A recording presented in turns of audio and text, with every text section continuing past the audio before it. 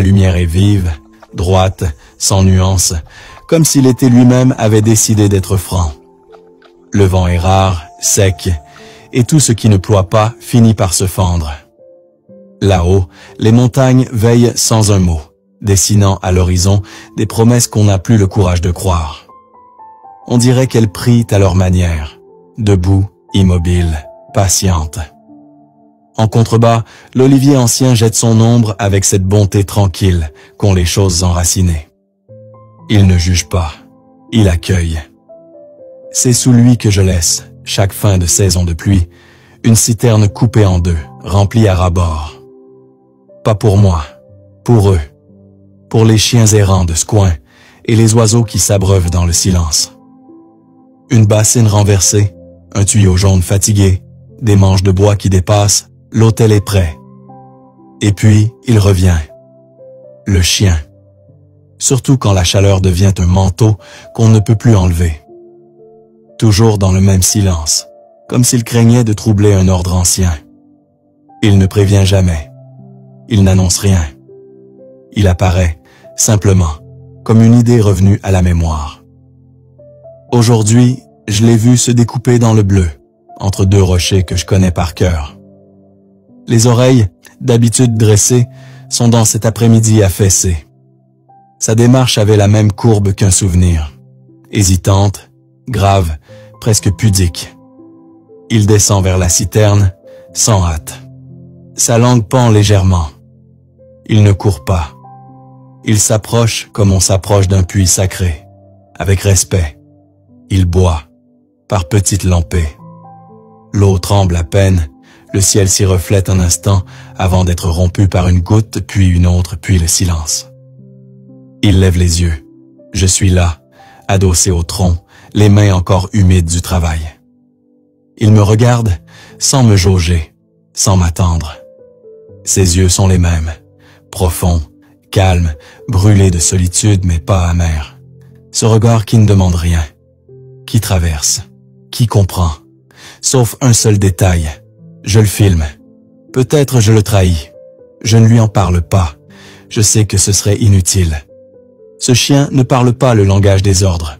Il vit en marge, dans cette zone incertaine où les mots ne pénètrent plus. Il n'a pas de collier, pas de nom, pas de maître. Mais il a une mémoire, celle des lieux, celle des gestes, celle de l'eau offerte sans calcul. Il boit, puis s'éloigne de quelques pas et s'assoit, comme toujours. Avec cette dignité rustique que les hommes ont perdue et que seuls les chiens libres ont su préserver. Il ne remue pas la queue.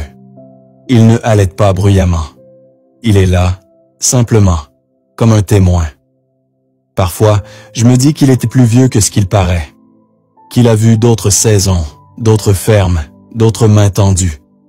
Qu'il a connu l'exil d'un foyer disparu, la brutalité de Magnia, l'oubli d'un ancien nom. Et qu'il a choisi cet endroit pour finir en paix. Les oiseaux tournent déjà au-dessus, familiers. Ils savent que le calme est ici. Que l'homme à qui ils ont affaire là n'a rien à vendre ni à prouver. Seulement à donner. Les arbres me regardent aussi, du coin de leurs branches. Ils savent que cette eau n'est pas un don, mais une dette. Car ils m'ont porté ces arbres, dans l'ombre qu'ils offrent. Le chien se relève. Il tourne sur lui-même, une fois, deux fois. Puis il se couche, la tête posée sur ses pattes avant. Il ferme les yeux. Il ne dort pas. Il écoute. Il respire. Il veille. Je ne sais pas où il va lorsqu'il disparaît. Je ne cherche pas à savoir. Il n'appartient à personne. Il est comme ces herbes folles qui poussent entre les pierres, ni semées, ni arrachées. Il revient, c'est tout. Et ce retour vaut tous les contrats. Il m'arrive, dans les jours plus sombres, de penser à lui. Quand la ville m'avale, quand les écrans me hurlent leurs nouvelles, je pense à lui, à son pas lent, à ses yeux couleur d'huile ancienne.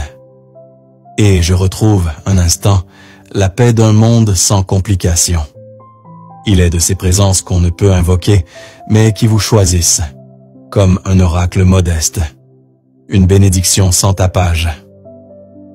Et puis un jour, il ne reviendra plus, je le sais.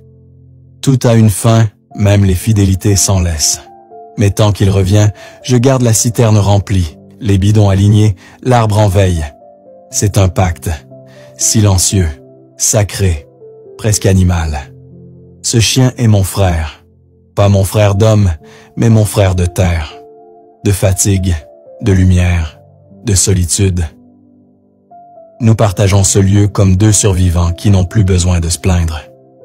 Il est reparti, comme il était venu, sans bruit, sans adieu. Juste un regard en arrière.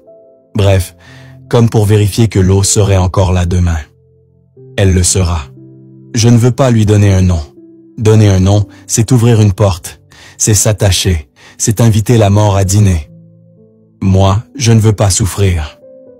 Alors, je le regarde boire, je lui apporte les restes et l'observe mâcher ses os, comme s'il découvrait un trésor. Et je me tais. La suite dans l'Algérie. Tafsir Ismail Zanoun. Septembre 2025.